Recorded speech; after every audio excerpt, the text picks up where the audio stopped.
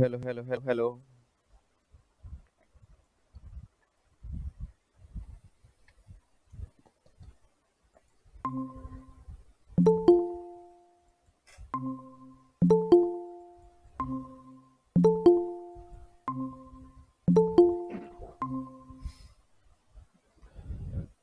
Good morning जी, good morning. Good morning, sir. Good morning sir. Good morning जी। Good morning sir. Good morning, good morning. Good morning, sir. Good morning जी। Good morning sir. Good morning जी। ये किसी ने अपनी Good screen. morning, sir. Good morning, good morning. ये आपकी screen share हो गई है। किसी ने स्क्रीन शेयर कर दिया आई थिंक। हाँ ठीक है। चलो जी, एक बार अपनी ऑडियो वहां से ना म्यूट कर लेना। और जिस जिस बच्चे को डाउट है अपना वही अपना चैट बॉक्स में यहाँ पे नाम लिख दो। ठीक है नहीं, वन बाय वन मैं अपना नाम बोलना स्टार्ट कर दूंगा और जो भी आपके डाउट्स होंगे उसको हम डिस्कस करेंगे। ठीक है नहीं, जिन जिन बच्चों को भी डाउट है एक बार वन बाय वन अपना यहाँ पे नाम लिख दो जी।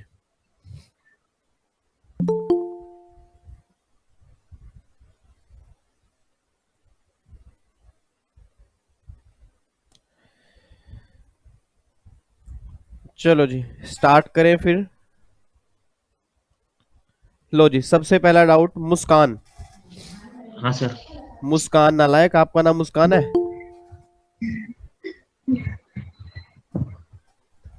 Good morning, sir. Good morning जी। सर बेसिक कंसेप्ट में एमसीक्यूज में से डाउट है, जो बुक है ना हाँ जी। सर, उसमें ये सर्कुलेटिंग कैपिटल क्या होती है? एक सर्कुलेटिंग कैपिटल पे क्वेश्चंस है और फिक्स्ड कैपिटल पे क्वेश्चंस है। सर्कुलेटिंग कैपिटल का मतलब तो ये होता है कि जो कैपिटल आपके बिजनेस में रोटेट होती है, फॉर एग्जांपल वर्किंग कैपिटल जो होती है, और फिक्स कैपिटल जो होती है जिसमें आप एक बार लगा देते हो उसका बेनिफिट आपको लॉन्ग टर्म मिलता है। ठीक है, तो वही दो क्वेश्चन मेरे ख्याल से आपको दिए हुए हैं कि ऐसी कौन सी कैपिटल है जो आपके बिजनेस से डायरेक्टली लिंक नहीं करती, उसको हम बोलते हैं फिक्स कैपिटल।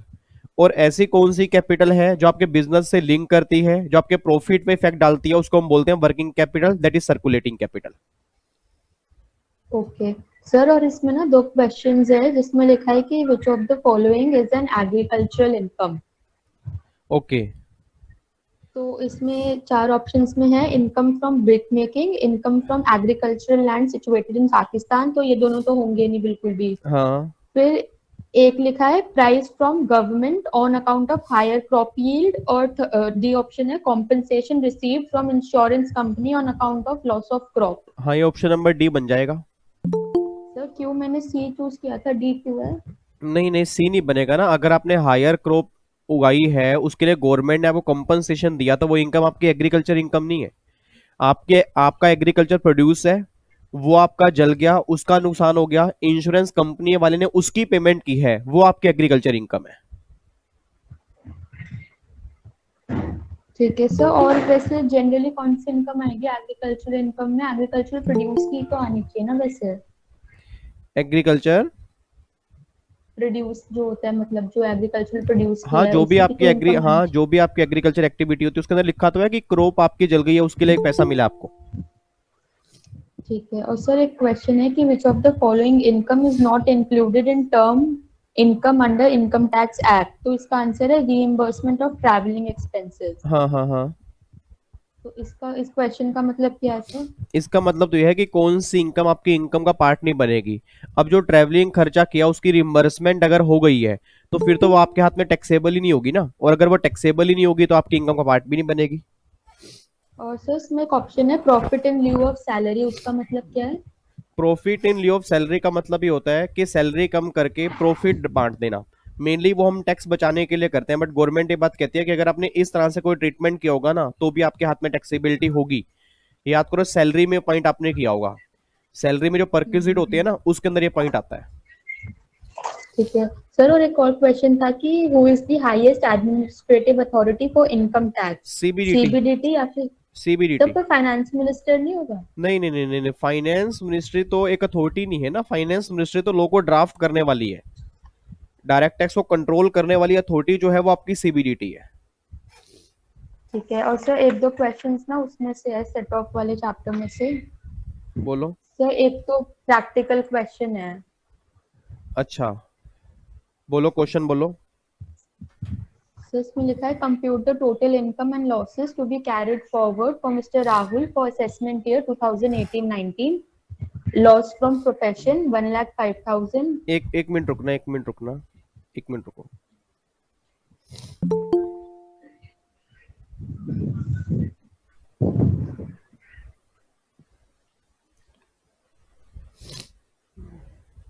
हाँ, अब बोलना क्या कह रहे हो।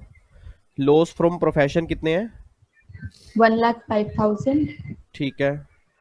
Capital loss on sale of property, short term मतलब शॉर्ट टर्म कैपिटल लॉस है 55,000। 55,000, okay. Capital gain on sale of shares long term मतलब LTCG है 2,05,000। ठीक है। विनिंग फ्रॉम लॉटरीज है 1 लाख। ठीक है। और loss from horse races in Mumbai है 40,000। हॉर्स रेसिस, हाँ जी, वो कितने हैं? 40,000। ठीक है।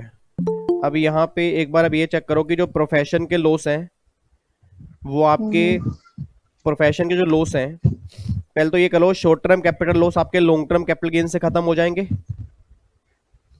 ठीक है हाँ। ये 55,000 खत्म हो गया। अब बैलेंस मेरे पास यहाँ पे अगर मैं 2,05,000 में से 55,000 एक माइनस लाख कर 50,000 बचेगा। तो 1,50,000 ये बच गया। ठीक है, ये मेरा लॉस हाँ बच गया, जी, एक ये मेरा लॉन्ग टर्म गेन बच गया, सॉरी। गेन बच गया। हाँ जी। ठीक है, अब जो ये प्रोफेशन के लॉस हैं तो क्या ये लॉन्ग टर्म कैपिटल गेन से खत्म हो जाएंगे, नहीं हो जाएंगे? यस हो जाएंगे। हो जाएंगे। ठीक है, तो ये भी मेरे खत्म होंगे। अब मेरा लॉन्ग टर्म गेन जो बच गया वो 45,000 रुपए का बच वो- गया। हाँ जी। ठीक है, और लॉटरी की इनकम मेरी 1 लाख रुपए की है। हाँ और ये हॉर्स रेस वाले जो होते हैं वो हॉर्स रेस की इनकम से खत्म होते हैं, इट मीन ये वाले लॉस खत्म नहीं होंगे। हाँ तो हाँ। मेरी टोटल इनकम कितनी निकल के आएगी? 1,45,000 1 लाख। आएगी। तो आंसर क्या दिया हुआ है? सर 1,85,000 आएगी ना, हॉर्स रेस का 40, 1 लाख और फिर 45,000 जो लॉन्ग टर्म कैपिटल गेन बचा है। कैसे आएगी? वो तो लॉस है ना आपके, टोटल इनकम में कैसे ऐड हो जाएगा? वो तो उसने इनकम पूछी है ना आपसे।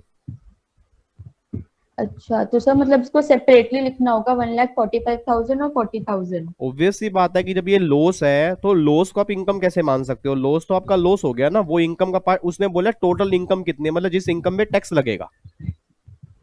ठीक है। ठीक है ना, तो ये लॉस तो आपके आएंगे नहीं वहां पे। ठीक है। हाँ जी। और सर इसमें एक चीज लिखी है कि according to section 80 no loss which has not been determined in pursuance of a return filed in accordance with the provision of section 139(3) shall be carried forward. The exceptions are।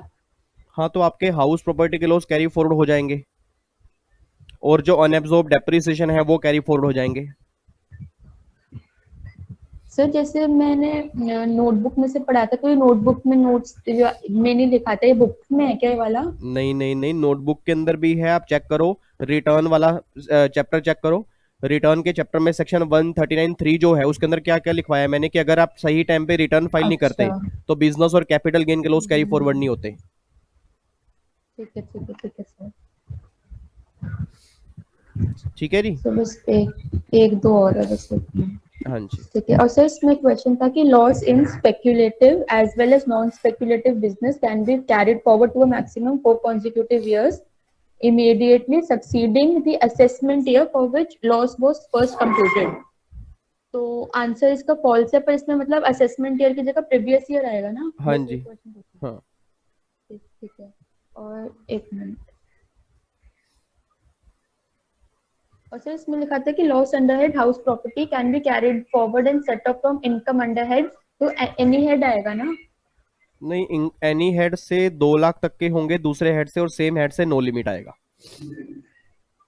तो sir जैसे यहाँ पे carried forward and set of का लिखा है, तो सिर्फ तब सेम तो हेड आएगा। Any head. नहीं नहीं, सेम हेड अच्छा आएगा फिर ना। हाँ हाँ, दूसरा ऑप्शन होगा तो ठीक है।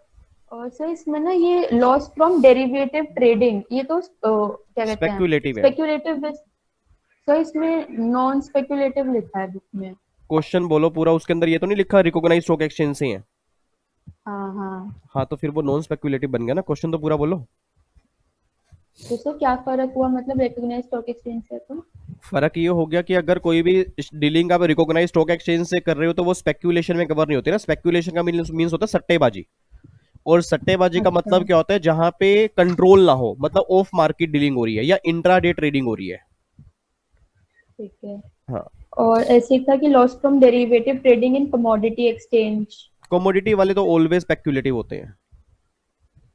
सर इन दोनों में क्या फर्क है, कमोडिटी एक्सचेंज और रिकॉग्नाइज्ड स्टॉक एक्सचेंज में मतलब? कमोडिटी का मतलब तो ये दाल चावल चीनी गेहूं, ये गोल्ड, ये सारी कमोडिटीज हैं। और जो मेनली दूसरे होते हैं वो होते हैं शेयर्स, डिवेंचर्स, इनकी ट्रांजेक्शन जो होती हैं। तो सर अगर रिकॉग्नाइज्ड स्टॉक एक्सचेंज ना लिखा हो फिर हम स्पेक्यूलेटिव मानेंगे? हाँ, आपको फिर स्पेक्यूलेटिव। ठीक है सर, हो गया, थैंक यू। ओके जी, वेलकम। सेकंड डाउट जो बच्चे ने नाम लिखा है, अनंत अग्रवाल। Anant, yes sir. हाँ जी, good morning. Good morning sir. हाँ जी, बोलो डाउट क्या है। सर मैं डाउट, ये फॉरेन नेशनल सर अपन किसको मानते हैं क्या चीज है? रेसिडेंशियल स्टेटस में? हाँ, foreign national person foreign national का किसको मतलब तो मानते हैं? फॉरेन सिटीजन हो गया ना, जो बाहर पैदा हुए हैं। तो सर ये दो क्वेश्चन से सर मैं आपको दिखाता हूँ।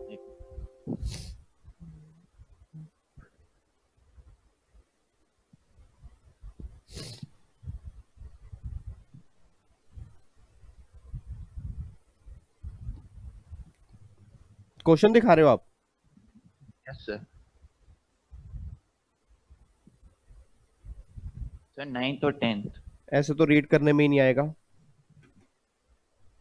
आप स्क्रीन शेयर कर दो अगर पॉसिबल है तो। Yes sir.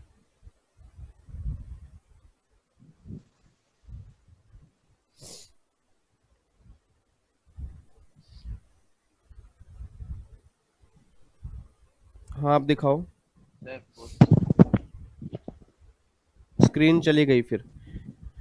ऐसा करो, इसकी फोटो क्लिक करके ना मुझे व्हाट्सएप कर दो आप अभी। ठीक है, ठीक है। आगे जी, Nikita. Good morning sir. Good morning जी। सर मेरे को सेट ऑफ में डाउट है, बोलो। एमसीक्यूज में। हम्म। सर क्वेश्चन है, for the previous year 2018-19 an SSC suffered a business loss of rupees 2,50,000. His income from other sources is rupees 1,80,000. His due date of return was 31st July 2019, but he submitted the return on 9 September 2019. The SSC in this case options are shall be allowed to carry forward the not loss shall of be allowed. 70,000. Not shall be allowed. तो मतलब वो ये कहना चाह रहे हैं कि आपने रिटर्न अगर सही टाइम पर फाइल नहीं की तो क्या बिजनेस के लॉस आप कैरी फॉरवर्ड कर सकते हो? आंसर इज नो ना। तो क्योंकि इसमें हम लोग रिटर्न क्या आपने करें? जुलाई के अंदर फाइल करनी थी, आपने सितंबर में फाइल की है। तो अगर आपने रिटर्न लेट फाइल की होगी तो लॉस आप कैरी फॉरवर्ड नहीं कर पाओगे।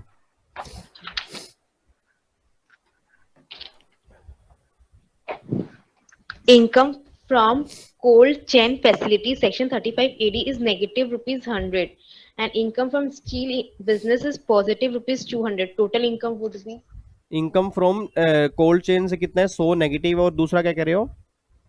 income from steel business is positive rupees 200. Steel business. हम्म, हाँ, तो फिर आपका 200 रुपये इनकम आएगी, क्योंकि उससे लॉस खत्म नहीं होंगे आपके।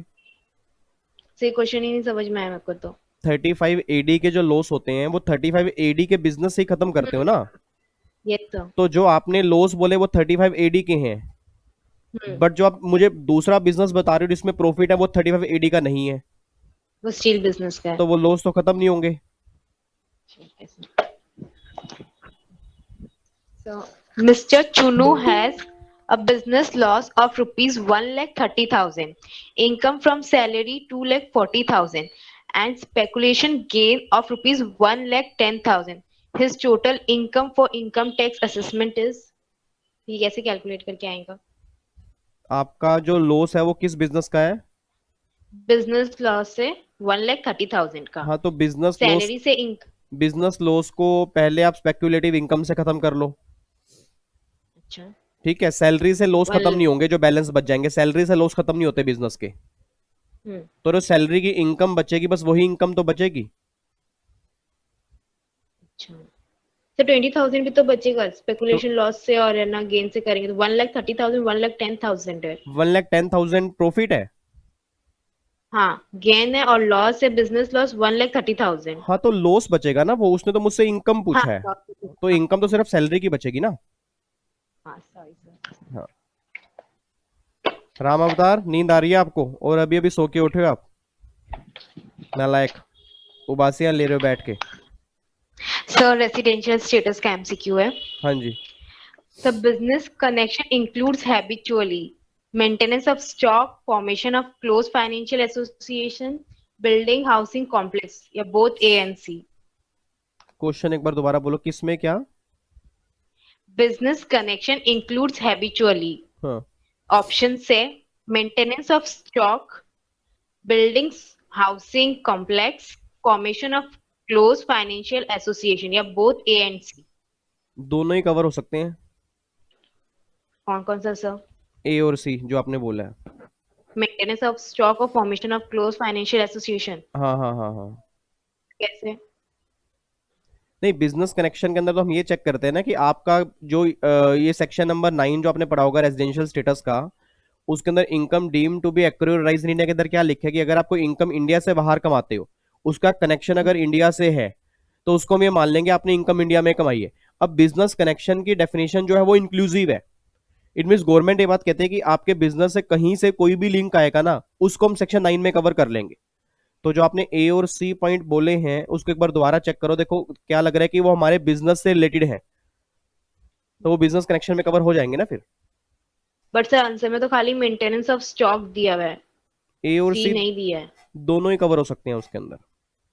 दोनों हो सकते हैं। हम्म।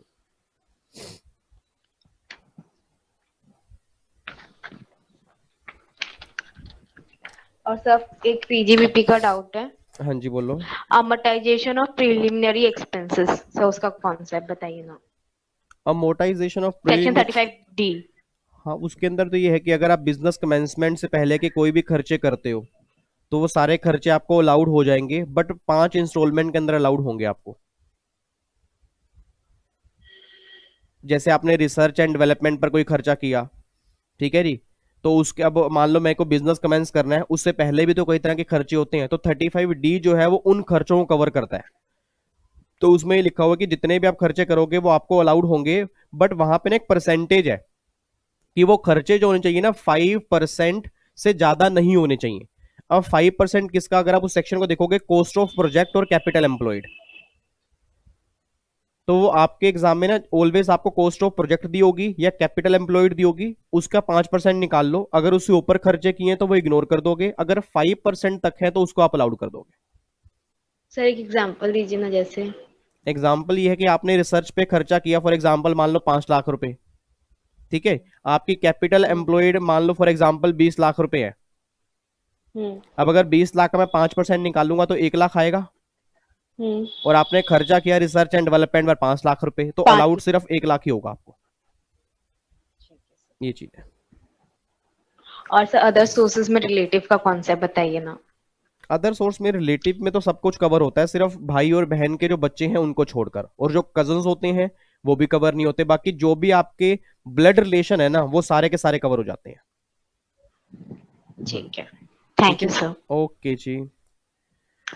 अगला यहाँ पे नाम आया है जी मेरे पास, उर्वशी। जिन जिनको डाउट है मैं दोबारा बोल रहा हूँ, एक बार अपना चैट बॉक्स में नाम डाल देना जी, ठीक है जी, 1 बाय 1 मैं फिर। सर। हाँ जी, गुड मॉर्निंग जी। सर मेरा सेट ऑफ का डाउट है। बोलो। सर ये क्वेश्चन है, loss of a closely held company can not be carried forward and set of unless on the last day of the previous year in which the loss was incurred and the last day of previous year such loss was set of if. तो sir इसका answer था at least 51% of shares are beneficially held by the same persons. तो sir ये question थोड़ा सा समझ नहीं आया। ये ना आपका एक सेट ऑफ के अंदर ना सेक्शन नंबर 79 है, जो अभी अभी रिवाइज हुआ है, ठीक है। तो जब मेरी इनकम टैक्स की भी अमेंडमेंट क्लास आएगी ना अभी सितंबर में, जीएसटी के बाद, यस सर। तो उसके अंदर मैं 1.5 घंटे की अमेंडमेंट डालूंगा। उसके अंदर ये प्रोविजन भी Okay, sir. डालूंगा, तो उस प्रोविजन को बस एक बार समझ लेना, आपको समझ में आ जाएगा। नहीं तो अगर मैं अभी समझाने बैठ गया तो अप्रोक्सीमेट आधे से पौना घंटा लग जाएगा। इसके अंदर एक सेक्शन 79 है, उसमें ना क्लोजली हेल्ड कंपनी के जो भी लॉस होते हैं उनका ट्रीटमेंट क्या होता है वो सारा उसमें लिखा हुआ है, और उसकी ना कुछ कंडीशंस होती हैं। तो वो कंडीशन जो है वो मैं आपको बता दूंगा अमेंडमेंट क्लास के अंदर, वहां से एक बार चेक करोगे ना तब ये क्वेश्चन समझ में आ जाएगा आपको। Okay sir. हम्म सर एक रेजिडेंशियल स्टेटस में डाउट था हम्म कि sir an income of 6 lakh from a profession which is set up in India but कितनी? Controlled from USA. नहीं सर वो नहीं, इंडिया में सेटअप है। एक बार दोबारा बोलो क्या कह रहे हो, इनकम कितनी है? सर 6 लाख। अच्छा, और प्रोफेशन कहाँ पे सेटअप है? सर इंडिया में सेटअप है बट कंट्रोल बाहर है, यूएसए में है। हाँ तो भी कोई और दिक्कत नहीं है, सर फिर टैक्सेबल होगी RNOR में। Okay sir. हाँ। Okay sir. हम्म सर अब अगर क्वेश्चन में ना लिखा हुआ था कि income neither accrues in India और नॉर रिसीव्ड इन इंडिया, ये भी लिखा हुआ है, इंक्लूडेड है क्वेश्चन में, तो सर तब भी हम RNOR को इंक्लूड करेंगे? हाँ वो तो फिर हमें सेक्शन 5 के प्रोविजन लगा के ये जो इनकम होगी, देखो इनकम कमाई बाहर है बट सेक्शन 5 ये बात कह रहा है कि अगर उसका बिजनेस या अगर प्रोफेशन अगर इंडिया में सेटअप होगा तो उसको हम इंडिया में डीम्ड मान लेंगे। एक्चुअल में वो इंडिया Yes, में नहीं sir. कमाई बट उसको मान लिया जाएगा और उसके बेस पे टैक्सेबिलिटी हो जाएगी। Okay sir. एंड सर जो हमारा नॉन स्पेक्युलेटिव बिजनेस का लॉस होता है, जैसे कि sir loss of derivative trading, तो सर इसको हम स्पेक्युलेटिव इनकम से खत्म कर सकते हैं? हाँ खत्म कर सकते हो, नॉन स्पेक्युलेटिव बिजनेस का लॉस कैसे भी खत्म हो सकता है, बस सैलरी की इनकम को छोड़ के। Okay sir. हाँ जी, okay sir, thank you sir. Okay जी, वेलकम। अगला जी Khushboo. Khushboo, good morning sir. Good morning जी, सर मेरा डाउट रेजिडेंशियल स्टेटस में है। बोलो। सर इसमें पार्टनरशिप फर्म का अगर स्टेटस चेक करना हो तो वही देखना होगा ना कि उसकी कंट्रोल एंड मैनेजमेंट अगर पार्शली इंडिया में हो तो RNOR होगा, और RNOR wholly नहीं बाहर होता, होगा। RNOR नहीं होता इसमें कोई कौन। Resident। हाँ आर या होगा या NR होगा। हाँ रेसिडेंट होगा। अगर थोड़ा सा भी और कंट्रोल अगर इंडिया में है तो रेजिडेंट होगा, अगर सारा कंट्रोल बाहर है तो हाँ फिर वो NR होगा। तो NR होगा। हाँ जी, और सर एक सेटअप में डाउट है। हाँ जी। कल जो आपने क्वेश्चन करवाया था ना, हम्म ये आपने क्वेश्चन दिया था, हाउस प्रॉपर्टी 1 का लॉस था 4 लाख, हाउस प्रॉपर्टी 2 का था 3 लाख प्रॉफिट, हम्म और उसमें शॉर्ट टर्म गेन था 1 लाख, हम्म और सैलरी भी अगर 1 लाख हो, ऐसे तो हम लोग हाउस प्रॉपर्टी का सेट ऑफ सैलरी और शॉर्ट टर्म दोनों से कर सकते हैं। हाँ पर आपने बोला था जितना हमें फायदा हो उससे करना चाहिए, पर अगर दोनों की अमाउंट सेम हो तो फिर किससे करना चाहिए? नहीं तो देखो दो, शॉर्ट टर्म का भी 1 लाख हो, सैलरी का भी 1 लाख हो तो? कहीं से भी कर लो कोई फर्क नहीं पड़ता क्योंकि दोनों में स्लैब रेट लगते हैं ना। हाँ स्लैब रेट लगेंगे। हाँ तो अगर दोनों में स्लैब रेट लगते हैं फिर तो आप कहीं से भी कर लो, कोई फर्क नहीं पड़ता। मेन फर्क ना तब पड़ता है कि जब आपका मान लो आपको short term capital gain 111A वाला दिया हो और दूसरी इनकम स्लैब रेट वाली दी हो, फिर आपको चेक करना पड़ेगा क्योंकि शॉर्ट टर्म 111A पर 15% टैक्स लगता है और दूसरी इनकम पर स्लैब रेट लगता है। फिर आपको चेक करना पड़ेगा कि मैं कहाँ यूज करूं ताकि मेरा टैक्स कम आ जाए, और जहां टैक्स कम आएगा उसके अकॉर्डिंग फिर आपको सेट ऑफ करना पड़ेगा। ओके सर, हाँ थैंक जी, यू। ओके जी खुशबू। मनीषा, मनीषा आपकी आवाज नहीं आ रही, आपकी वहां से ना ऑडियो म्यूट है।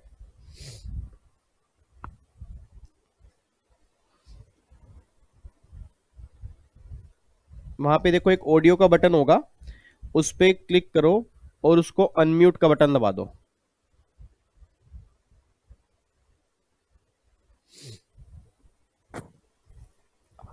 सर हाँ जी, सर जो लॉसेस कैरिड फॉरवर्ड करने के लिए मैंडेटरी रिटर्न फाइल करना पड़ता है ना, हाँ जी, तो एक प्रोविजन है उसमें, the requirement of section 80 to file the return of income on or before the due date prescribed under section 139 subsection 1 is applicable only for carry forward of the loss suffered in that particular assessment year. It does not impact the status of carry forward of loss if any of the previous year. Sir वो मुझे नहीं समझ में आया। वो ये कहना चाह रहे हैं कि अगर आप रिटर्न सही टाइम पर फाइल नहीं करते तो आपके लॉस जो होते हैं वो कैरी फॉरवर्ड नहीं कर सकते, सेट ऑफ आप कर सकते हो। बट ऐसे कौन से लॉस हैं कि अगर आप सही टाइम पे रिटर्न फाइल ना भी करो तो भी वो कैरी फॉरवर्ड पे उसका इफेक्ट नहीं पड़ेगा। वो कौन कौन से लॉस होते हैं? हाउस प्रॉपर्टी के लॉस और अनएब्जॉर्ब डेप्रिसिएशन जो होते हैं, इनके अगर आप रिटर्न सही टाइम पे फाइल भी नहीं करते ना तो भी ये कैरी फॉरवर्ड हो जाते हैं। Okay sir, thank you. Okay जी, और डाउट है आपको? और सर जो मेंटेनिंग रेस फोर्स का मीनिंग है ना वो भी। मेंटेनेंस रिसोर्स का मतलब तो ये होता है कि जैसे आज आपको पता हो देश का सबसे बड़ा शराबी इस टाइम इंडिया से बाहर है, विजय माल्या, ठीक है ना। उसका मेन बिजनेस क्या था? घोड़ों की रेस का। आपने कभी देखा? उसका मेन बिजनेस था वो। अब सोच के बोलना, जब भी घोड़ों की रेस होती है ना तो उसमें बेट लगती है कि ये वाला घोड़ा अगर जीतेगा तो इतने रुपए मिलेंगे। अब मान लो उस घोड़े की मेंटेनेंस पे भी तो उसने, विजय माल्या ने, काफी खर्चा किया होगा ना, क्योंकि उसका बिजनेस यही है। और मान लो उसका वो घोड़ा जीता नहीं, तो अगर उसका वो हॉर्स जीता नहीं, उसकी मेंटेनेंस भी जो खर्चा किया उसको सारा नुकसान हो गया। तो गवर्नमेंट ये बात कहती है उस नुकसान को वो किस सेट ऑफ करेगा। तो फिर गवर्नमेंट ने बोला ये लॉस जो होंगे ना वो इसी की इनकम से खत्म होंगे और किसी इनकम से खत्म नहीं होंगे। ठीक है, थम्स अप दिखा दो एक बार समझ आ गया तो। ओके जी, लो जी अगला बच्चा दिव्या। दिव्या, हाँ जी, सर हाँ जी। सर मुझे ना सैलरी में जो परक्यूजिट है ना, इंटरेस्ट ऑन लोन, हम्म, उसमें आपने एक एग्जाम्पल दिया था रेगुलर लेक्चर में, वो समझ में नहीं आया। मैं एग्जाम्पल बताऊं? हाँ बोलो। सर एम्प्लॉयर ने एम्प्लॉय को लोन दिया है 2 lakhs का ऑन 1st May 2019। ठीक है, रीपेमेंट है 20,000 पर मंथ। ठीक है। Starting date 1st July 2019। 1 जुलाई को? हाँ, 1st July 2019 starting date. Okay, SBI rate of interest on 1st April 2019 10% per annum। ठीक है। इसका value of taxable perquisite in previous year 1920। तो यहाँ पे अब देखो ना, आपने लोन दिया 2 लाख रुपए का,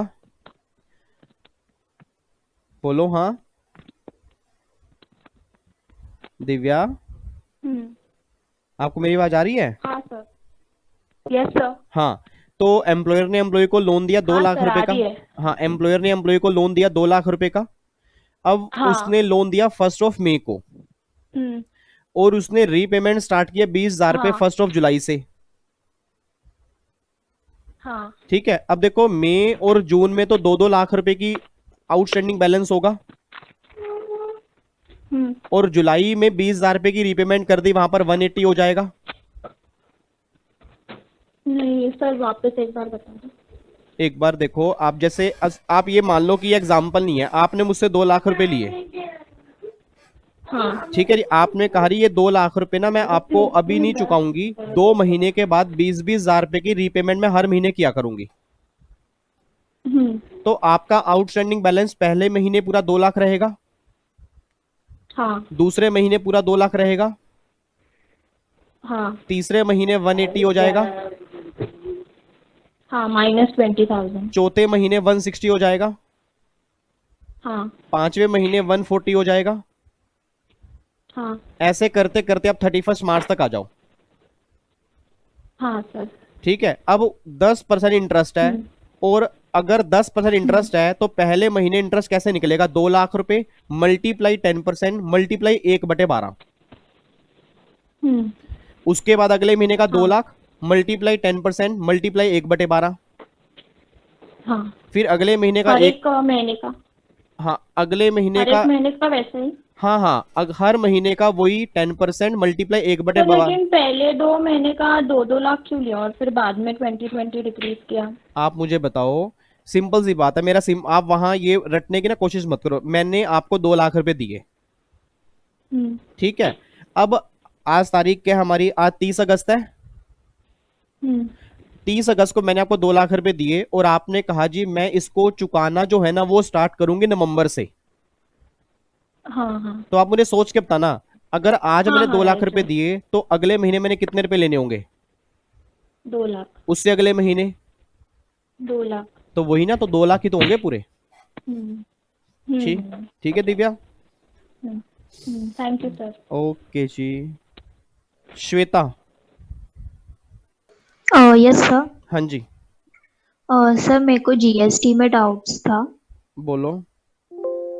सर ये क्वेश्चन में ना टर्नओवर कैलकुलेट करना है एग्रीगेट, इसमें है इंट्रास्टेट आउटवर्ड सप्लाई 8 लाख की, फिर interstate exempt outward supply 5 lakhs and payment to GTA 80,000 and turnover of exported goods is 10 lakh। तो इसमें RCM वाली नहीं लेंगे, GTA वाली जो है। वो छोड़ के बाकी ये 3 आ जाएंगे। हाँ जी। और सर पर इसमें ये है ना इंटरस्टेट एग्जेम्प्ट आउटवर्ड सप्लाई है। तो भी कोई दिक्कत नहीं, एग्रीगेट टर्नओवर में तो मैन्युफैक्चरर हो चाहे कोई भी हो, अगर एलिजिबिलिटी निकालनी है तो सारा लेते हैं। ओके सर मैं स्क्रीन शेयर करूँ क्या? हाँ स्क्रीन शेयर कर दो।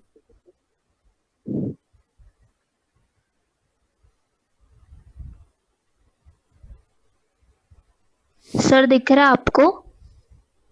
हाँ बताओ आप क्वेश्चन।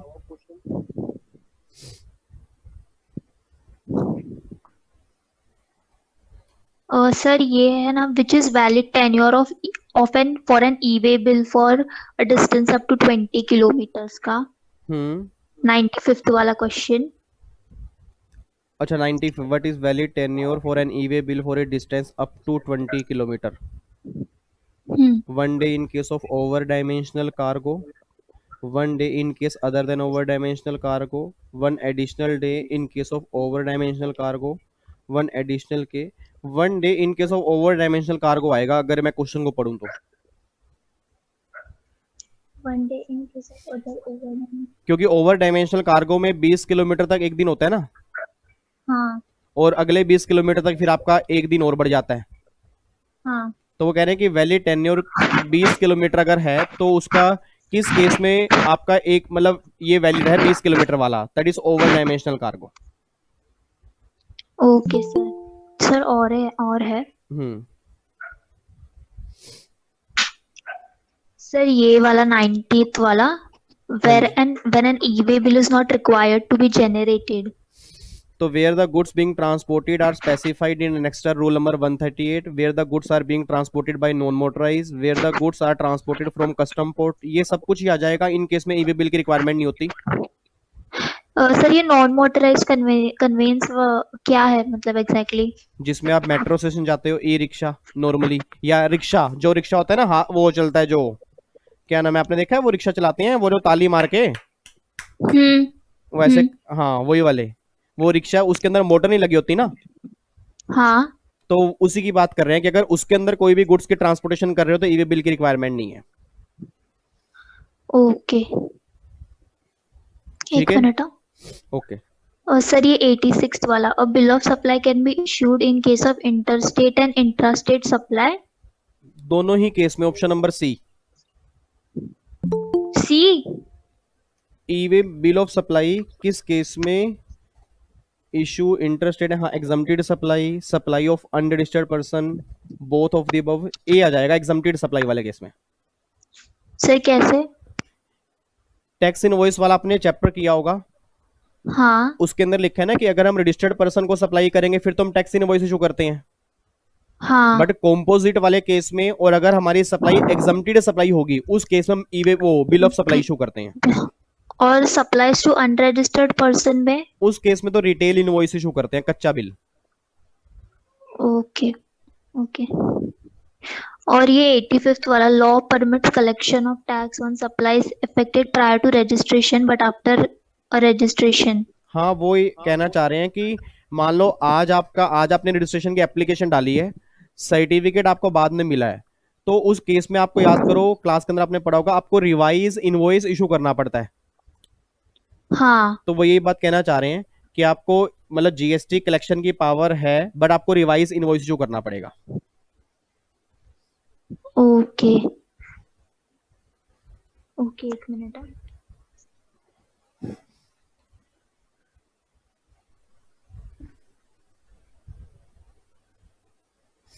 सर ये 71 वाला when can the transaction valued be rejected for computation of supply?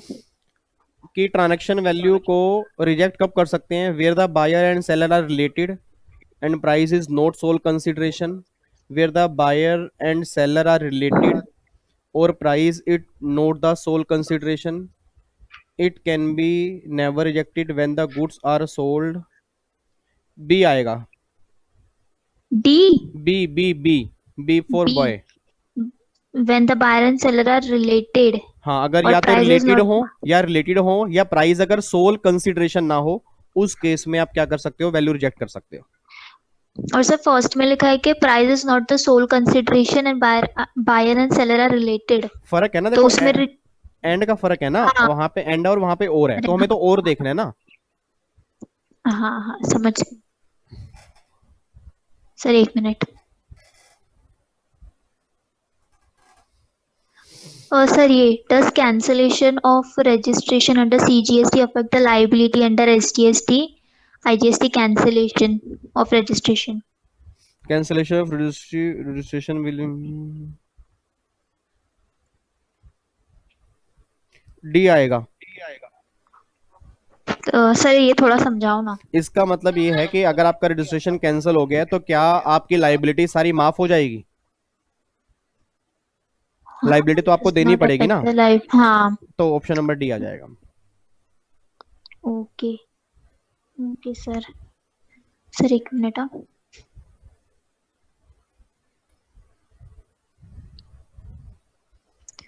Sir ये a person who occasionally undertake transaction involving supply of goods or whether as principal or agent in any other capacity but who has no fixed place of business. तो non resident बन गया। एक मिनट, Non-resident taxable person. एक second. A person who occasionally undertake transaction involving supply or goods or both whether but who has not, casual taxable person भी आ सकता है वैसे। हाँ ए और डी इसके दोनों ही आ सकते हैं।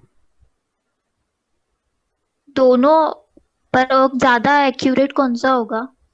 देखो अगर मैं लॉजिकल इंटरप्रिटेशन पे जाऊं तो यहाँ पे ए हो सकता है, नॉन रेजिडेंट टैक्सेबल पर्सन। अगर मैं क्वेश्चन के इंटेंशन पे जाऊं तो यहाँ पे डी भी आंसर आ सकता है। Okay sir. हाँ, सर और ये which of the following is non-taxable supply non under taxable GST? Supply not leviable under CGST, supply which is neither A supply, ये ए और बी आ जाएगा। Supply of goods not leviable मतलब to जिसपे हमारा tax. Act applicable नहीं हो रहा। Okay ठीक है, ठीक है सर, थैंक यू ओके जी। Thank you. आगे जी, श्वेता के बाद चेष्टा। आपका हेलो। नाम? हाँ जी, good morning sir. Good morning जी। सर वो मुझे रेजिडेंशियल स्टेटस पे डाउट था, वो जो पर्सन ऑफ इंडियन ओरिजिन वाला टॉपिक है ना, हाँ बोलो। उसमें दिखना जैसे क्वेश्चन है कि X was born on 5th of May 1992 and later in India and later on he took the citizenship of USA and neither his parents nor his grandparents were born in divided or undivided India. तो वो foreign citizen बन जाएगा, foreign national. Foreign national, हाँ जी। इसमें answer में था person of Indian origin था इसमें। नहीं, पर्सन ऑफ इंडियन ओरिजिन कैसे बनेगा अगर उसके पेरेंट्स और ग्रैंड पेरेंट्स अगर अनडिवाइड इंडिया में पैदा नहीं हुए तो वो इंडियन, हाँ तो वो इंडियन ओरिजिन का पर्सन नहीं बनेगा, फॉरेन नेशनल आएगा इसका आंसर। हाँ जी, क्योंकि एक और सिमिलर क्वेश्चन था उसमें इसका आंसर था फॉरेन नेशनल। फॉरेन नेशनल ही आएगा। Okay sir. सर एक बार इस टॉपिक को थोड़ा मतलब क्लियर कर दो, मुझे डाउट है इसमें। किसमें? इसी टॉपिक में, फॉरेन नेशनल वाले में। देखो फॉरेन नेशनल का मतलब तो ये है जिसने बाहर की सिटीजनशिप ले ली है, ठीक है ना। अब जिसने बाहर की सिटीजनशिप ले ली तो वो फॉरेन सिटीजन बन गया, और अगर फॉरेन सिटीजन बन गया तो जब भी हम उसका स्टेटस कैलकुलेट करेंगे तो हमें दोनों ही बेसिक कंडीशन चेक करनी होगी। उस केस में कोई भी आपको रिलैक्सेशन गवर्नमेंट ने नहीं दिया, ठीक है नी। तो जब भी क्वेश्चन बनेगा इंडियन सिटीजन का, वहां तो आपको देखना पड़ेगा उस केस में रिलैक्सेशन मिल सकता है, बट जब क्वेश्चन फॉरेन सिटीजन का होगा ना तो फिर दोनों बेसिक कंडीशन आपको देखनी पड़ती है फिर। Okay sir. सर एक और क्वेश्चन था इससे रिलेटेड, जैसे X was born in England and his parents were born in India in 1951 and his grandparents were born in South Africa, so his X shall be। एक बार क्वेश्चन दोबारा से बोलो, क्या कह रहे हो? X X was born in England हाँ and his parents were born in India in 1951 ठीक है, and his grandparents were born in South Africa. हाँ तो फॉरेन नेशनल आएगा इसका भी। जैसे अभी 1951 में हुआ है वो। हमें तो 1947 से पहले देखनी है ना बर्थ, अनडिवाइडेड इंडिया। हाँ जी। तो अगर अनडिवाइडेड इंडिया में इसके पेरेंट्स पैदा हुए होते तो फिर ये इंडियन ओरिजिन का पर्सन बन जाता। हाँ जी। बट ये तो 1951 के अंदर पैदा हुए हैं, हाँ जी। तो ये फॉरेन नेशनल बनेगा क्योंकि इसकी खुद का बर्थ इंडिया से बाहर हुआ है। Okay okay okay okay. इसमें पेरेंट्स का नहीं देखेंगे क्योंकि वो इंडिया में हुए थे। पेरेंट्स का सिर्फ तब देखते हैं अगर बर्थ 1947 से पहले का है। ओके ठीक है चेष्टा। नहीं सर, अभी और था। अच्छा अभी और है, बोलो। Sir residential status of SSC previous year का डिटरमाइन करते हैं ना, हाँ जी, पर जिसमें जो आंसर्स है ना इस बुक में, तो इसमें वो असेसमेंट ईयर लिखा हुआ है 2-3 जगह। प्रीवियस ईयर आएगा। Okay sir. और sir any income arising outside India shall be taxable in case of individual having with residential status. ROR। तो इसमें ROR आएगा ना? हाँ जी। आंसर इसका RNOR है। नहीं इसका ROR तो आएगा। तभी होगा। RNOR तो तब आएगा जब अगर कनेक्शन उसका इंडिया में होगा तो। हाँ जी हाँ जी। और सर एक थोड़ा प्रैक्टिकल क्वेश्चन है। हेलो। हाँ जी बोलो। Mr. Akesh Tanwar has following income. Income from business in Germany had 3 lakh and half is received in India. Hello. हाँ बोलो। हाँ जी। Interest income है 1 lakh from UK development bonds and entire interest income was credited to his bank account in UK. Subsequently, the amount was transferred in India. He has a business in India and entire income of 3 lakh was received in UK. So compute his total income presuming ROR, RNOR and NR. ROR में तो पूरी global income taxable हो जाएगी। हाँ जी 7 लाख आ जाएगा। हाँ, और RNOR में जो सिर्फ इंडिया में रिसीव की है और जो इंडिया में अराइज की है। हाँ जी, तो 2.5 आता है ना। 2.5 कैसे? 2.5 कैसे आएगा? पहले में इनकम 3 लाख थी ना, तो उसका हाफ रिसीव हुआ तो 1.5 नहीं। हाँ, और तीसरा केस आपने बोला उसमें इनकम 2 लाख है। कितनी है उसमें 1 इनकम? लाख है। 1 लाख है सर यूके डेवलपमेंट बॉन्ड्स में। और उसने अराइज कहाँ पे की है? ये है interest income from UK development bonds or entire income credited to bank account in UK. नहीं, ये नहीं कह रहा। इसके बाद जो आपने एक पॉइंट बोला है। हाँ जी, he has business in Bombay and entire income was received in UK. ये उसकी टैक्सेबल हो जाएगी ना। इसकी इनकम कितनी है ये वाली? ये 3 लाख है सर। हाँ, तो 3 लाख ये और 1.5 लाख वो, 450 हो गया ना। और इंटरेस्ट इनकम वाला वो तो बाहर कमाई है ना उसने, तो RNOR में वो तो होगी नहीं। वो सिर्फ ROR में होगी। सिर्फ ROR में होगी वो। Okay sir. और ये जो बॉम्बे वाली इनकम है ये टैक्सेबल होगी? आप मुझे खुद बताओ बॉम्बे कहाँ पे आता है? ओह सॉरी सर, एक और सेटअप में था। हाँ जी। लॉस फ्रॉम प्रोफेशन है 1,05,000। ये मैंने सोल्व करके दिखा दिया अभी इसी सेशन में। सबसे पहले मैंने क्वेश्चन यही सोल्व किया है। आप यही कह रहे हो ना, लॉस फ्रॉम प्रोफेशन 1,05,000 है, उसके बाद फिर शॉर्ट टर्म कैपिटल लॉस दिए हैं। हाँ जी। सेशन में लेट आए थे आप? आवाज नहीं आ रही थी सर पहले। अच्छा, तो अब ये काम करना कि जब ये अपलोड करूंगा मैं शाम को ना, उसमें देखना फिर आप अभी। Okay sir. ठीक है सर। हाँ जी सर, एक क्वेश्चन और है। हाँ जी। Section 70 enables set off of losses under one source of income against income from any other source under the same head.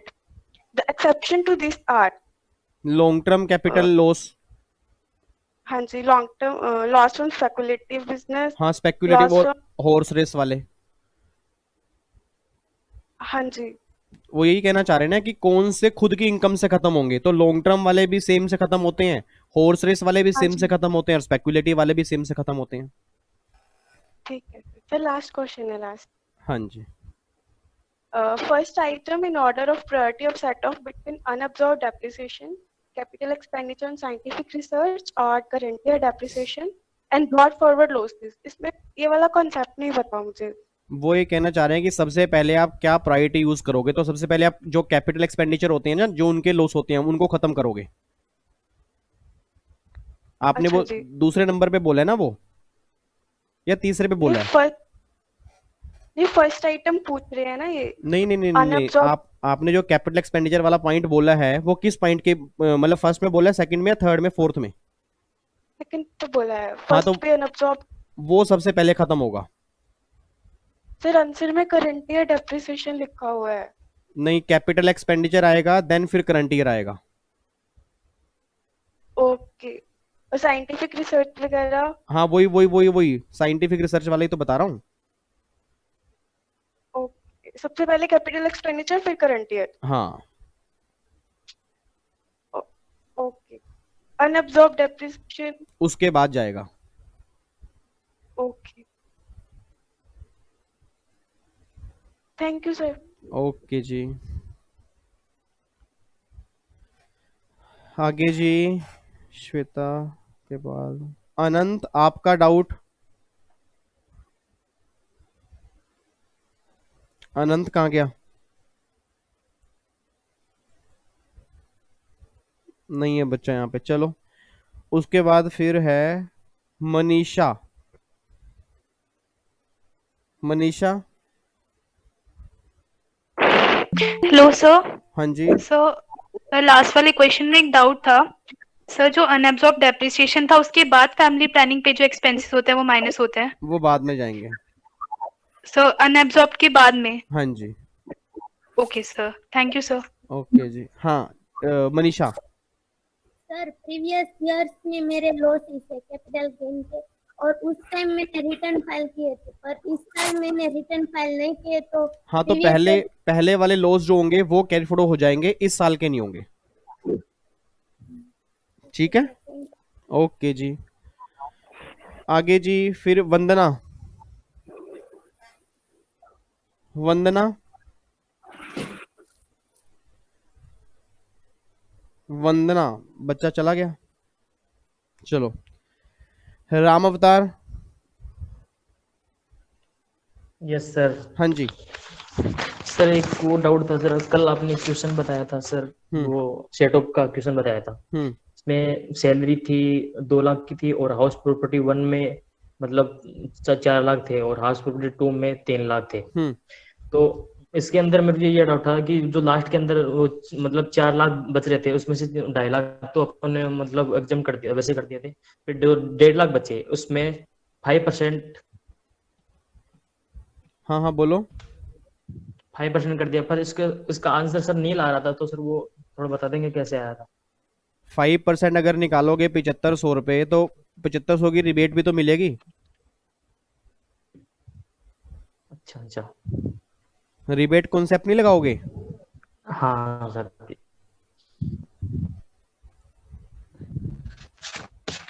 और सर एक डाउट और था सर, ग्रेजुएट में था सर। बोलो।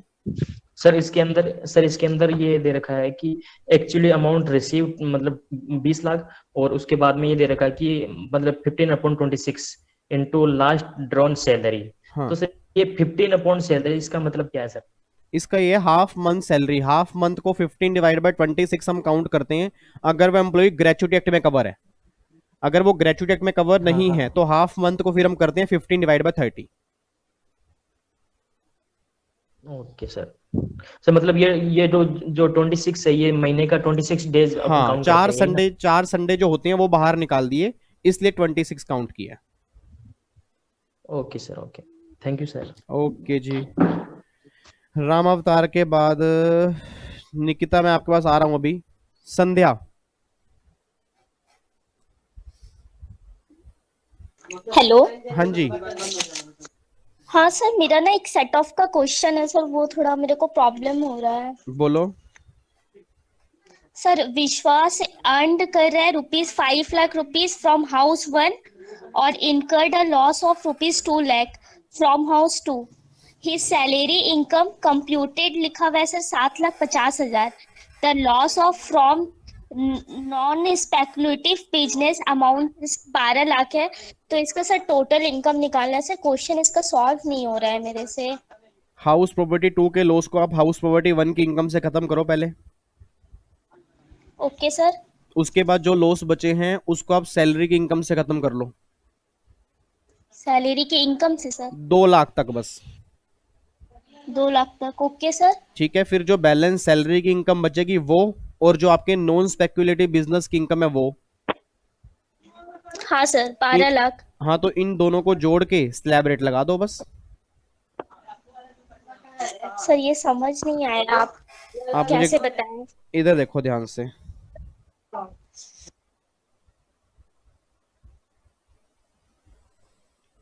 आप मुझे एक बार ऐसा करो, मेरे को एक बार ना फिगर बताओ।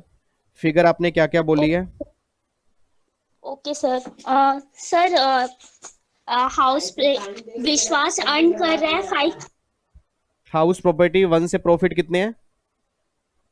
सर, विश्वास अर्न कर रहा है हाउस 1 का 5 लाख रुपीस है और हाउस 2 का 2 लाख 2 लाख लॉस है। लॉस है, ठीक है। हाँ। उसके और बाद सर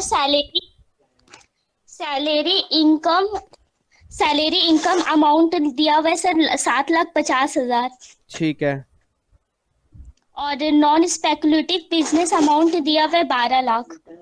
ठीक है। अब यहाँ पे तो सिर्फ हाउस प्रॉपर्टी के 2 लाख के लॉस है ना? हाँ सर। तो ये 2 लाख के लॉस आप हाउस प्रॉपर्टी 1 की इनकम से खत्म कर दो। ये लॉस मेरे सारे खत्म हो गए। Okay sir. अब मेरी इनकम बची 3 लाख हाउस प्रॉपर्टी की, 7.5 लाख रुपए सैलरी की, और 12 लाख रुपए ये वाली। हाँ सर। तो मेरी टोटल इनकम कितनी निकल के आ गई? 22,50,000 मेरी इनकम निकल के आ गई। Okay sir. तो इस पे अब अपनी टैक्स लाइबिलिटी निकाल लो। आपको टैक्स निकालना है, इनकम निकालनी है? सर, इनकम निकालनी है। तो इनकम तो 22,50,000 ही आएगी। सर, मतलब मेरी जो मैट है उसमें सर इनकम दी हुई 7,50,000। 7,50,000 कैसे है? ये नॉन स्पेक्युलेटिव बिजनेस का प्रॉफिट दिया, लॉस दिया है? सर, ये नॉन स्पेकुलेटिव सर प्रॉफिट है। सॉरी सर, लॉस है ये। सॉरी नालायक। Sorry sir. अगर ये लॉस है तो फिर तो इनकम 7.5 लाख ही आएगी ना, क्योंकि अगर ये लॉस है तो हाउस प्रॉपर्टी 1 की इनकम से खत्म कर दोगे ये। और ये वाला लॉस जो है वो सैलरी की इनकम से खत्म नहीं होगा, क्योंकि बिजनेस के लॉस सैलरी की इनकम से खत्म नहीं होते ना। Okay sir. तो सिर्फ क्या बचेगा? सिर्फ सैलरी की इनकम ही तो बचेगी। सैलरी की इनकम बचेगी। हाँ सर। ये क्वेश्चन था बस। क्वेश्चन ध्यान से पढ़ना चाहिए। Okay sir, sorry sir, thank you sir. Okay जी। उसके बाद अगला doubt Saket. Good morning sir. Good morning जी। सर मेरा क्लबिंग्स में डाउट है, क्लबिंग ऑफ इनकम में। क्लबिंग का डाउट अभी नहीं लूंगा सर एक क्वेश्चन। चलो बोलो, वैसे नेक्स्ट सैटरडे के बाद लेना। चलो बोल दो। हाँ सर, वो क्लबिंग में club income before revocable transfer और इररिवोकेबल ट्रांसफर था। हाँ जी। Irrevocable transfer before 1/4/1961 for more than 6 years, वो प्रोविजन एप्लीकेबल है क्या? नहीं, वो प्रोविजन एप्लीकेबल नहीं है। हाँ, और सर और एक क्वेश्चन। हाँ, क्रॉस ट्रांसफर क्या होता है सर? क्रॉस ट्रांसफर का मतलब ये होता है, मैंने अपने भाई की वाइफ को एसेट ट्रांसफर कर दी, मेरे भाई ने मेरी वाइफ को एसेट ट्रांसफर कर दी। तो ना तो मैंने अपनी वाइफ को की, ना उसने अपनी वाइफ को की। प्लानिंग हो गई, क्योंकि अगर मैं अपनी वाइफ को करता तो मेरे हाथ में क्लब हो जाती। सुप्रीम कोर्ट कहता है कि अगर किसी ने ऐसे ट्रांसफर भी की होगी ना तो भी क्लबिंग हो जाएगी। अब क्लबिंग कैसी होगी? मेरे हाथ में मेरी वाइफ की इनकम क्लब होगी, मेरे भाई की वाइफ की इनकम क्लब नहीं होगी। ऐसे ही मेरे भाई के हाथ में उसकी वाइफ की इनकम क्लब हो जाएगी। इसको क्रॉस ट्रांसफर बोलते हैं। ओके। और सर और एक हाँ, अदर सोर्सेस में अदर सोर्सेस का लॉस होता है ना सर? हाँ जी। मतलब लॉटरी बेटिंग और गैम्बलिंग वगैरह को छोड़ के वो तो सेम ईयर में सेट ऑफ होंगे बट कैरी फॉरवर्ड नहीं होंगे ऐसा। हाँ बिल्कुल, कैरी फॉरवर्ड अलाउड नहीं है, सिर्फ सेट ऑफ अलाउड होगा। सर क्यों सर, गवर्नमेंट इसको भी डिस्करेज करना चाहती है तो सिक्योरिटी वगैरह में रहने इंटरेस्ट नहीं, डिस्करेज की ऐसे कोई बात नहीं है। इस केस में आपको लॉस आता ही नहीं है नॉर्मली, क्योंकि यहाँ पे इनकम मिलती है। तो गवर्नमेंट ये बात कहती है जो भी अगर लॉस होगा उसको आप सेट ऑफ जैसे मर्जी कर लो, बट हम कैरी फॉरवर्ड अलाउड नहीं करेंगे। मतलब सर इनकम उस साल नहीं है तो वो लैप्स हो जाएंगे। वो लैप्स हो जाएगा आपका। Thank you. ओके जी, उसके बाद वंदना। Yes sir. हाँ जी बोलो। Good morning sir. Good morning. Sir मेरा जो डाउट है सर, ये क्वेश्चन बुक का नहीं है सर, ये मेरा खुद का क्वेश्चन है सर, पूछ सकते हैं? हाँ बोलो। सर नॉर्मल LTCG है सर, क्वेश्चन एक ही है और मैंने इसके 2 पार्ट बनाए हैं। सर नॉर्मल LTCG है 60 लाख का है। अच्छा। हाँ तो सर इसमें जो टैक्स है सर ये 20% लगेगा या फिर इसमें ये स्लैब रेट से लगेगा? पहला तो मेरा डाउट ये है। अगर नॉर्मल लॉन्ग टर्म गेन आपके 60 लाख रुपए के हैं और कोई अदर इनकम नहीं है तो इस 60 लाख में से पहले 2.5 लाख माइनस होंगे, फिर 20% लगेगा। ठीक है सर। सर ये 20% जो LTCG अंडर सेक्शन 112 वाला है वो नहीं है ना, ये स्लैब रेट वाला है ना? नहीं नहीं, 112 वाला ही तो है, तभी तो कह रहा हूँ 20% लगेगा। अच्छा सर, इसमें स्लैब रेट नहीं लगेगा जैसे शॉर्ट टर्म कैपिटल गेन में लगता है? शॉर्ट टर्म कैपिटल गेन में भी स्लैब रेट तब लगता है अगर वो 111A वाला ना हो। Okay sir. Long term capital gain में कभी स्लैब रेट यूज ही नहीं होते। अच्छा सर, तो इसमें सिर्फ 20% लगेगा? 20% लगेगा 2.5 लाख माइनस करने के बाद। अच्छा, मतलब ठीक है सर। और सर इसमें जो सरचार्ज है वो 10 लाख पे लगेगा फिर, क्योंकि 60 लाख है तो 50 से 10 लाख ऊपर है तो 10%। हाय, मेरे को तो टेंशन हो रही है आपके डाउट ले लेके, सही बताऊं तो मैं। आप मुझे एक बात बताओ, सरचार्ज इनकम पे लगता है टैक्स पे लगता है? सर इनकम पे। इनकम पे लगता है? नहीं सर, टैक्स पे। हाँ तो फिर आपने कैसे कह दिया कि 10 लाख पे सरचार्ज लगेगा? पहले इसका मेरी मतलब सर 10 लाख का कहने का मेरा मतलब ये है कि 10 लाख ज्यादा है तो इसलिए इसमें 10% सरचार्ज लगेगा। 10% सरचार्ज लगेगा, बट वो तो उस पे लगेगा ना जो इसका टैक्स निकल के आएगा। हाँ जी जी सर, बस मेरा ये कहना था कि जो 10 लाख ज्यादा है वो इस वजह से इसमें 10% लगेगा, मैं ये पूछ रही हूँ। हाँ हाँ हाँ, फिर ठीक है। देखो ऐसे प्रॉब्लम क्या, अगर ऐसे पूछोगे अपनी बात को कन्वे करना भी आना चाहिए। Yes sir, sorry sir. हाँ सर इसमें दूसरा पार्ट है सर, इसमें जो सिक्योरिटी सेल करी है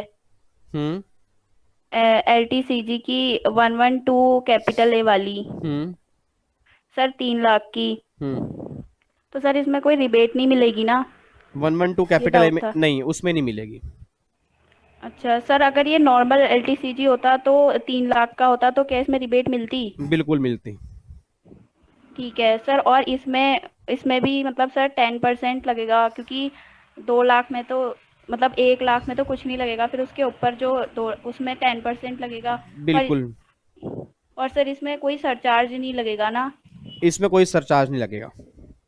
और सर जब ये दोनों इनकम हमारी वो जो ऊपर वाली थी वो निकल जाएगी और जब ये वाली निकल जाएगी तो इसके बाद फिर इसमें 4% सेस लगेगा ना? हाँ जी।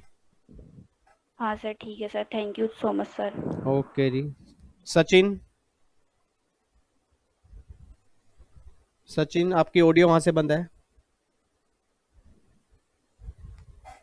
2-3 मिनट बैलेंस है, जल्दी करो फटाफट से, उसके बाद फिर प्रोफेशनल वाले बच्चों का भी सेशन है। आकृति, आपको बहुत लेट याद आया है। चलो आकृति आप पूछ। अभी LTCG में डाउट था। हाँ जी। अगर LTCG हमारी 112A होती है तो उस पे 15% लगता है। 112A होती है तो 10% लगता है। हाँ सॉरी, 10% लगता है। तो इस पे फिर हम लोग स्लैब रेट लगाएंगे या डायरेक्ट टोटल इनकम? नहीं नहीं नहीं, पहले स्लैब रेट ही यूज करेंगे। वो तो फिक्स है कि लॉन्ग टर्म कैपिटल गेन चाहे 112 के हो चाहे 112 कैपिटल ए के हो, अगर कोई बची हुई एग्जम्पशन लिमिट है तो पहले उसको यूज करेंगे, उसके बाद जो इनकम आएगी फिर हम स्पेशल रेट एप्लीकेबल करेंगे। मतलब हर केस में पहले 2.5 लाख लेस होंगे नहीं बेसिक लिमिट नहीं नहीं नहीं, आप ऐसे मत बोलो कि हर केस में 2.5 लाख लेस होंगे। आप 2.5 लाख लेस करने से पहले ये भी देख लेना कि कहीं अदर इनकम तो नहीं है, क्योंकि अगर मान लो अदर इनकम मेरी 2 लाख है तो मेरे तो 2 लाख तो यूज हो गए ना, सिर्फ 50,000 ही तो बचे, तो उस 50,000 को आप यहाँ यूज करोगे, फिर टैक्स लगाओगे। ओके सर, ठीक है जी, okay sir, thank you. Okay जी। इंटरेस्ट, अलीशान का एक डाउट है, interest on enhance compensation for compulsory acquisition का ट्रीटमेंट बता दीजिए। ट्रीटमेंट ये होगा कि 50% टैक्सेबल होगा, 50% नॉन टैक्सेबल होगा। अदर सोर्स में जितना इंटरेस्ट होता है उसमें 50% की डिडक्शन मिल जाती है, और बैलेंस जो 50% होगा वो टैक्सेबल हो जाएगा। ठीक है जी। अब किसी बच्चे का एक, सचिन आपका ऑडियो ऑन हो रही है वहां से?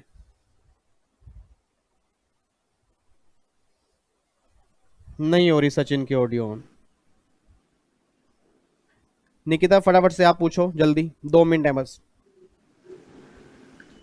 Hello sir. हाँ जी। तो वही LTCG में कंफ्यूजन हो गया मेरे को 112A वाले में, वो आप फिर से बताइए कि 2.5 लाख और ये 10% वाले में। नहीं नहीं, वो तो ये है कि 112 कैपिटल ए में आपका 10% रेट है, 1 लाख इनकम एग्जम्प्ट है, 1 लाख से ऊपर जो भी लॉन्ग टर्म गेन होंगे उसका 10% लगाना है। ठीक है, बट 10% गवर्नमेंट कहती है तब लगाना अगर आपकी एग्जम्पशन लिमिट पूरी यूज हो चुकी है। अब हर आदमी को 2.5 लाख रुपए की एग्जम्पशन लिमिट मिलती है, अगर वो आपकी ऑलरेडी दूसरी इनकम में यूज हो चुकी है, फिर तो जो भी long term capital gain 112A के बचे उसका 10% निकाल दो। बट अगर मान लो कुछ एग्जम्पशन लिमिट बैलेंस बची है, जैसे मान लो मेरी long term capital gain 112A वाले 2 लाख रुपए के दिए हुए हैं और अदर इनकम भी 2 लाख की दी हुई है, तो अदर इनकम 2 लाख पूरी एग्जम्प्ट हो गई क्योंकि 2.5 लाख एग्जम्प्ट है। अब long term capital gain 112A के 2 लाख है, उसमें 1 लाख तो एग्जम्प्ट ही है। अब जो मेरे 1 लाख बैलेंस बचे उसका मैं 10% नहीं लगाऊंगा, इस 1 लाख में से पहले 50,000 माइनस करूंगा क्योंकि मेरी 50,000 की एग्जम्पशन लिमिट बची है, और फिर जो मेरे 50,000 बचेंगे ना उसका मैं 10% लगाऊंगा। Thank you sir. और सर एक और था जो श्वेता ने से पूछा था आपसे, वो कैजुअल, टैक्सेबल और नॉन रेसिडेंट। तो सर हम लोग को एग्जाम टाइम में अपने को जो ऑप्शन सही लगेगा, क्योंकि दोनों ही आंसर है और वो देखो प्रॉब्लम पता है, नहीं नहीं नहीं, हाँ वो देखो ऐसा पहली बात तो ना कभी क्वेश्चन आएगा नहीं। हाँ ये बात अलग है कि एमसीक्यूज के अंदर 5-6 क्वेश्चन ऐसे बन जाते हैं जहां पे ना कंफ्यूजन क्रिएट होती है, तो जहां पे भी कंफ्यूजन क्रिएट हो ना वो क्वेश्चन उस टाइम छोड़ दो, वो क्वेश्चन आप सबसे बाद में अटेम्प्ट करो। अटेम्प्ट जरूर करके आना है, जो आपका दिल ये बात कह रहा है उसके बेस पे आप अटेम्प्ट करके आओ, ठीक है जी, बट सबसे बाद में, क्योंकि सबसे पहले वो क्वेश्चन करो कि जहां कोई कंफ्यूजन ही नहीं है, जहां मुझे पता है कि इसका आंसर ये है। जहां पे कंफ्यूजन है वो सबसे बाद में करो आप। सर वो पता तो है कि इसका आंसर ये, बट 2 आंसर है और 2। हाँ फिर दोनों में से आप कोई भी टिक करके आओगे तो गलती नहीं होगी। देखो ऑब्वियस सी बात है, इंस्टीट्यूट के आप अगर आंसर चेक करोगे ना, इंस्टीट्यूट खुद ये बात बोलता है कि हाँ भाई हर एक क्वेश्चन के 2 आंसर भी हो सकते हैं। आप याद करो मैंने जब गाइडलाइंस आंसर यूट्यूब पे करवाए थे तो मैंने खुद उस टाइम भी कहा था कि इंस्टीट्यूट से कई क्वेश्चन में गलती हुई है, ठीक है ना। तो कभी ये मत सोचना कि उससे गलती हो नहीं सकती। अगर मान लो किसी के 2 आंसर लग रहे हैं तो उसमें से जो भी आपको एक आंसर टिक करके आना है वो आप करके आ जाओ। ठीक है सर। ठीक है। और सर मैंने आपको बोला था कि जो रिवीजन वीडियोस आप बना रहे हो उसका प्लेलिस्ट में एक ही मतलब फोल्डर में बना दीजिए ना, कि फिर से कोई वीडियो रिवीजन क्लासेस देखना तो देख सकते हैं वहां जाके। मैं करता हूँ कोशिश। आजकल ना मैं थोड़ा बिजी चल रहा हूँ, ये तो मेरी पिछले 1 वीक से तबीयत भी सही नहीं चल रही है। अभी बताऊं तो मैं आज भी मेरे को कोल्ड कफ है, बट मैं आ गया, मैंने कहा कि चलो कोई बात नहीं, मैंने कमिटमेंट की थी, कोशिश मैं पूरी करता हूँ, इस हफ्ते मैं कर दूंगा। ठीक है, थैंक यू सर। संध्या का आ रहा है, रेजिडेंट में फॉरेन कंपनी का ट्रीटमेंट बता दें। फॉरेन कंपनी का ट्रीटमेंट पूरा का पूरा मैंने यूट्यूब पे डाला हुआ है, पोयम वाला कॉन्सेप्ट, आप अभी जाके सर्च करो पोयम वाला, उसमें फॉरेन कंपनी का कंप्लीट स्टेटस मैंने अच्छे से बताया हुआ है। सर पोएम वाला कॉन्सेप्ट तो हम आपका पूरा वीडियो देखे थे सर, उसमें कंपनी का ट्रीटमेंट नहीं समझ आया। नहीं क्यों नहीं समझ आया? उसमें सिंपल सी बात है, अगर फॉरेन कंपनी की टर्नओवर 50 करोड़ तक है तो हमेशा वो नॉन रेजिडेंट रहेगी। अगर फॉरेन कंपनी की टर्नओवर 50 करोड़ से ऊपर है तो उसमें हम पोयम चेक करते हैं, और पोयम की गाइडलाइंस जो हैं वही मैंने वीडियो के अंदर बताई तो है सारी उसमें। ओके सर, हम एक बार वापस से इसको देख लेते हैं। हाँ एक बार दोबारा से देखो, वो तो मेरे ख्याल से 2 घंटे की वीडियो है पूरी, अच्छे से आराम सुनना उसको। Hello sir. 54 मिनट्स की है। हाँ मतलब 52 मिनट्स की है। 54 मिनट्स, मैंने 3 बार देखा तब जाके समझ आया मुझे। चलो आप 4 बार देखना संध्या। Hello sir. ओके हाँ जी। सर ये मतलब ये आपकी बुक थी हैंड रिटन इनकम टैक्स की बुक, सर इसके अंदर अमेंडमेंट वगैरह आए हैं तो मतलब कैसे इनकम टैक्स की बुक्स में अमेंडमेंट्स नहीं है, जो आपने जून के लिए पढ़ी है वही सेम दिसंबर के लिए है, क्योंकि फाइनेंस एक्ट चेंज नहीं हुआ ना, सिर्फ 1 घंटे के अमेंडमेंट है। जीएसटी में काफी सारी अमेंडमेंट्स हैं, उसके नोट्स मैंने टेलीग्राम चैनल पे डाल दिए हैं। टोटल 7 या 8 क्लास जो भी आएंगी डेली बेस पे, मैं एक एक टॉपिक हर अमेंडमेंट क्लास में कराऊंगा बहुत बढ़िया तरीके से। और आज 30 तारीख है, परसों से अमेंडमेंट क्लास आना स्टार्ट हो जाएगी, ठीक है? तो उसके नोट्स आप बस साथ में बना लेना। इनकम टैक्स के अंदर तो नहीं है सर? इनकम टैक्स में तो सेम फाइनेंस एक्ट है ना 19, उसमें तो कोई दिक्कत ही नहीं है ना, जो आपने जून के अंदर पढ़ा वही दिसंबर में फाइनेंस एक्ट आएगा। Okay sir, okay sir. हाँ जी सर बस मेरे एक डाउट था। हाँ बोलो। सर मैंने आईसीएसआई का पेपर सॉल्व किया था दिसंबर 2019 का, तो सर इसमें एक क्वेश्चन है, सर प्रैक्टिकल क्वेश्चन है, तो सर इसमें कि अ machine owned by ABN company was transferred to XYZ company on 1st January 2019 for 5 lakh rupees, of which actual cost and WDV of 3 lakh and 2 lakh respectively. However, the fair market value on the date of transfer of machine was of 4 lakh. XYZ company will be allowed depreciation on such machine by taking value thereof at. तो सही तो production भी हुआ है 5 लाख 2 लाख 3 लाख या 4 लाख, तो मुझे question समझ नहीं आया। मेरे को एक बार क्वेश्चन दिखाओ सामने, या तो मेरे को भी पूरा आपका समझ नहीं आया आपने कौन सा क्या क्वेश्चन पूछा है। एक बार मुझे क्वेश्चन दिखा दो, या मुझे ऐसा कर दो व्हाट्सएप कर दो, मेरा भी ना सेशन खत्म होगा, क्योंकि ना मेरा प्रोफेशनल का स्टार्ट होने वाला है 10-15 मिनट में, तो उनके लिए मैं लेट ना हो जाऊं। तो जो भी क्वेश्चन है मैं आप मुझे अभी भेज दो, मैं आपको उसका रिप्लाई कर देता हूँ। सर एक चीज पूछी सर, मेरा फर्स्ट सेशन है आपके साथ सर, बस ये पूछना था कि जैसे हम यहाँ जैसे हम अटेंड करते हैं तो उसमें आप नेम लिखते हो स्टार्टिंग में? उसमें क्या लिखता हूँ मैं?